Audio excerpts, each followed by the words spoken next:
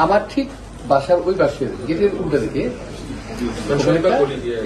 বলি না, আমার বাড়ির আমার গেট গাড়ি নিয়ে বেরোবো যেখানে ওই জায়গাটার মধ্যে সে একটা ক্রাউড নিয়ে এসে ওখানে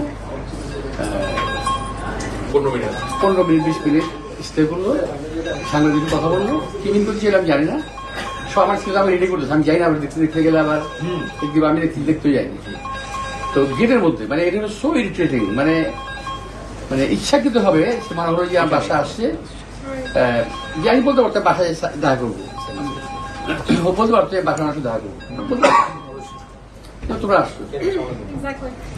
তো এখন সে দেখা থাকলো, কথা বললো, সাংবাদিক কথা বললো, কি বললো আমি জানি না, কিন্তু তারপর সব চলে গেল।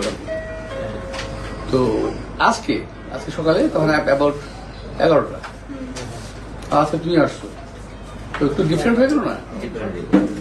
তো ও তখন আমার এই বাড়ি গেটে আসছিল, এখানে বুঝলাম আমি এখানে নাই, ও বাসায় আসছি কিন্তু অনেক থেকে ঢুকে বই বেরোয়া যায়।